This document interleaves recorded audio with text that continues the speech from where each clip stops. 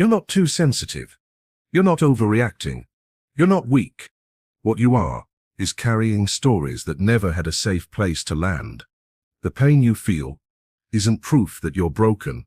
It's evidence that something inside you survived. We grow up learning how to hide our wounds so we can be accepted. We build masks, armor, entire identities around what hurt us. And over time, we forget what we buried. But symptoms don't lie. Anxiety, shame, rage, emotional numbness. They're not flaws, they're survival responses that never got to complete their healing. The truth is, you're not broken. You're living in the echo of what was never heard. Healing isn't about fixing who you are. It's about finally listening to the stories inside you that were never allowed to speak. And when you do, you'll see your pain was never the end. It was the beginning. Your anxiety isn't a malfunction. Your shutdowns aren't laziness. That racing heart, the way your voice tightens when conflict arises, the freeze when you're asked how you feel, these aren't signs you're broken. They're signs you adapted. You adapted to situations where it wasn't safe to be yourself. Maybe you learned that speaking up caused rejection, that showing sadness got ignored, that being vulnerable invited pain. So your body and mind did what they were designed to do. They protected you. These symptoms people often judge: overthinking, anger outbursts, people-pleasing, emotional numbness, are really coping strategies you developed when you didn't have any better options. And they worked. They helped you survive. But now, they're just running on autopilot, long after the danger has passed. Most people walk around blaming themselves for the very behaviors that once kept them safe. They say, "Why am I like this?" But what they really mean is, "Why does this part of me still think I'm in danger?" That's a powerful question, because when you begin to see your patterns not as defects but as defenses, everything shifts.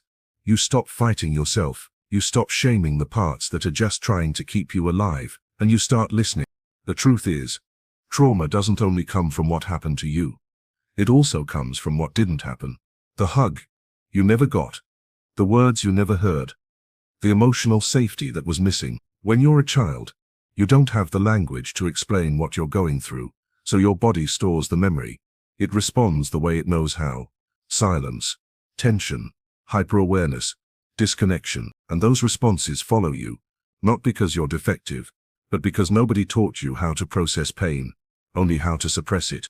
Your nervous system becomes wired for survival, not connection. You start bracing for impact in every interaction. You struggle to trust. You sabotage joy before it can be taken from you. And when these patterns show up in adulthood, the world labels them as flaws. But they're not. They're echoes of an intelligent, protective system doing its job. Healing isn't about erasing those responses. It's about understanding them. It's about realizing that your nervous system isn't betraying you. It's guarding you. And when you meet those responses with compassion, instead of criticism, they begin to soften. The moment you stop saying, "What's wrong with me?" and start asking, "What happened to me?" that's the moment healing begins. You're not lazy. You're tired from carrying pain alone. You're not distant. You've been self-protecting for years. You're not dramatic. Your emotions have been bottled up so long they don't know how to whisper. Your symptoms are not personality defects. They're survival evidence, proof that some part of you fought hard to make it through. And now, maybe for the first time, you have a chance to do more than survive. You have a chance to heal. But that healing starts by recognizing that nothing in you is trying to ruin your life. It's trying to protect you from reliving the past. When you see that clearly, the shame loses power, the judgment fades, and you can finally say to those parts of yourself, "I get it, thank you. But we don't have to live like that anymore." This is how the inner war begins to quiet. Not by silencing your pain, but by listening to it. Not by trying to destroy your coping patterns, but by honoring the role they played.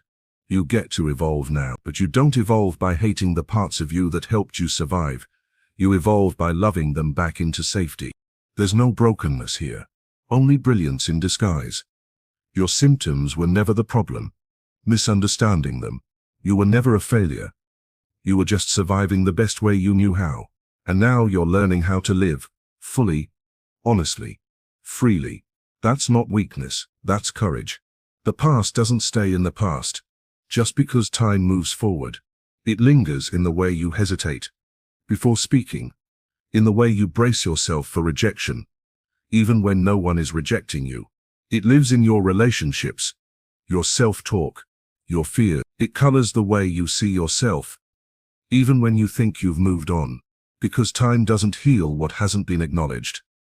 Pain that isn't felt doesn't disappear. It hides.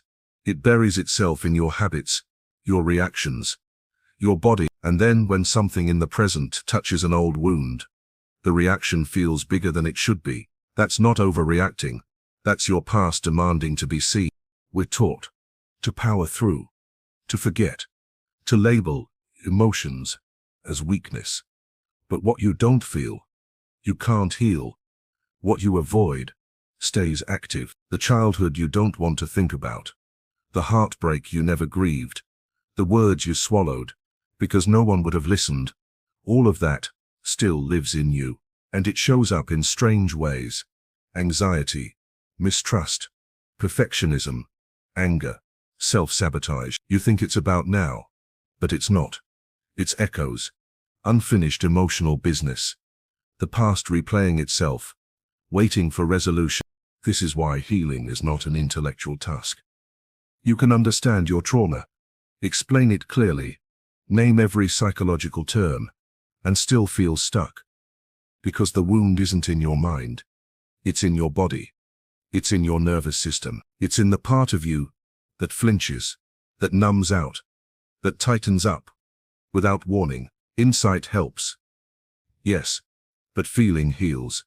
You have to go back, not to relive it, but to listen to the version of you who didn't get to speak. You have to let yourself cry for what you didn't get. You have to let the grief, the rage, the confusion move through you instead of being held hostage in your muscles and heart.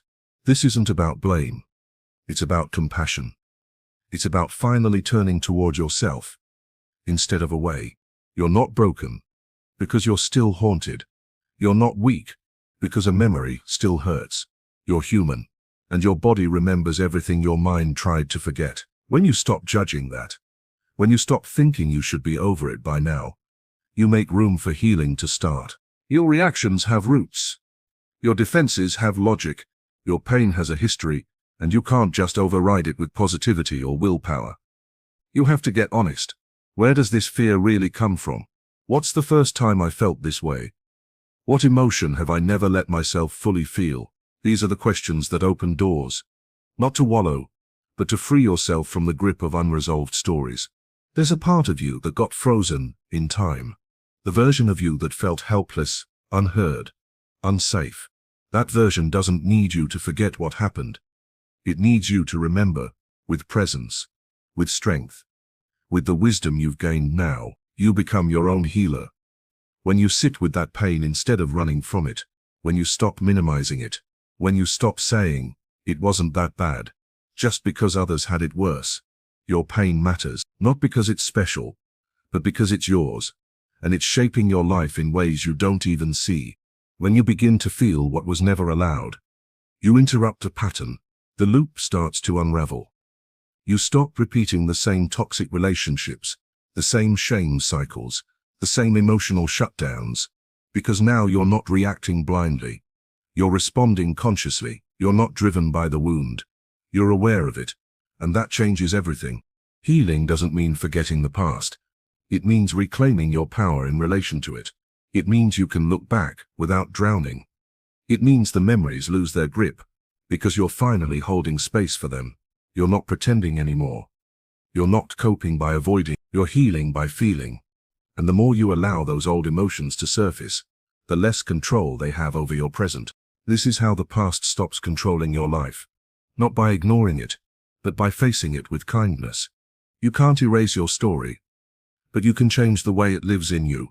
You can stop carrying it like a burden, and start holding it like a truth you're no longer afraid of. That's not weakness, that's freedom. Shame writes its message in silence. It tells you you're not enough, that something about you is fundamentally wrong. It whispers that if people knew the real you, they'd leave. So you overperform, over-apologize, over-analyze. You chase perfection just to feel safe for a moment. But no matter how much you do, that tight feeling in your chest never fully goes away. That's because shame isn't a behavior problem. It's a wound. And the only thing that truly heals it is self-compassion. Most people mistake self-compassion for weakness, as if being kind to yourself means letting yourself off the hook or staying stuck. But real self-compassion is fierce. It tells the truth. It looks at your pain and says, yes, this happened. Yes, you hurt. And no, it doesn't make you unlovable. It doesn't bypass accountability. It deepens it. Because when you stop running from your shame, you actually get to understand where it came from. And when you understand it, you stop being ruled by it. Shame thrives in secrecy. It feeds on silence, comparison, and judgment. The more you try to hide your flaws, the more power shame gains. But self-compassion breaks that pattern. It lets light into the dark corners. It replaces the voice of the inner critic with one that sounds more like a wise friend than a drill sergeant. Not one that says, you're perfect, but one that says, you're human and still worthy. This isn't about boosting your ego or reciting affirmations you don't believe. It's about meeting yourself where you are, especially in the moments when you feel most unworthy, when you mess up, when you feel insecure, when old wounds resurface. Self-compassion doesn't demand that you fix everything right away. It invites you to stay with yourself instead of abandoning yourself. And that is the beginning of real change. Think about the last time you spoke to yourself after making a mistake. Was it with kindness? Or did you tear yourself apart before anyone else could? That's how shame keeps control. It convinces you that self-punishment is the path to self-improvement. But it's not. Harshness doesn't build resilience. Compassion does. Because the parts of you stuck in shame aren't trying to sabotage you. They're trying to protect you from the pain of being rejected. And what they really need is connection, not correction. When you bring compassion to those parts, when you listen instead of judge, soothe instead of suppress, you begin to change your inner world. You start rewriting the script. Instead of I'm broken, it becomes I'm healing. Instead of I always screw up, it becomes I'm learning. And that's okay. You stop defining yourself by your worst moments and start seeing yourself as someone who's always evolving. This changes how you relate to others too. The more compassion you give yourself, the more compassion you naturally extend to others. You stop needing people to be perfect to feel safe around them. You stop projecting your shame onto them. Relationships become softer, more honest. You stop performing and start connecting. Because when you're not at war with yourself, you're not defensive all the time. You're not afraid to be seen. The truth is, shame doesn't go away just because you achieve something.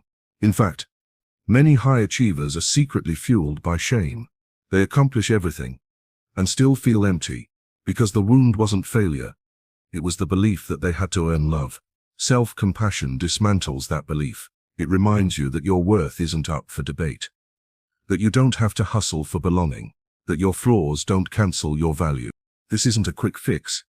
It's a daily practice, a moment-by-moment choice to speak differently to yourself, to notice the shame when it shows up, and gently interrupt it, to ask, what would I say to a friend in this situation? And then say it to yourself. Some days it'll feel awkward or fake. That's okay. Keep doing it anyway. Over time, the voice of compassion gets louder. The shame gets quieter. You begin to trust yourself more. You start to feel safe in your own presence. And that's the real shift. Not just thinking differently, but feeling differently about who you are. Standing in front of the mirror and not looking away. Sitting with your past without flinching, owning your truth without apology. That's what happens when you meet your shame with compassion instead of judgment. You become someone who doesn't just survive your story, but transforms through it. And that's how self-compassion rewrites everything shame tried to erase. The parts of your story you try hardest to hide are often the ones that hold the key to your healing. You might believe that if people knew your full truth, what you've done, what you've endured, what still haunts you.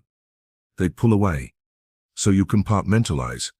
You present the polished version. You distance yourself from your own past, hoping that if you bury it deep enough, it'll stop hurting. But the more you deny parts of your story, the more fragmented you become. Wholeness doesn't come from erasing your pain. It comes from owning it completely. There's a deep fear that facing the full story will break you, that if you let the memories surface, you'll fall apart.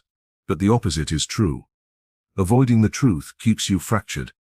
It's like building a house on shaky ground and wondering why it keeps collapsing. Your story, in its entirety, is the ground you stand on, and the parts you disown still shape you, whether you acknowledge them or not.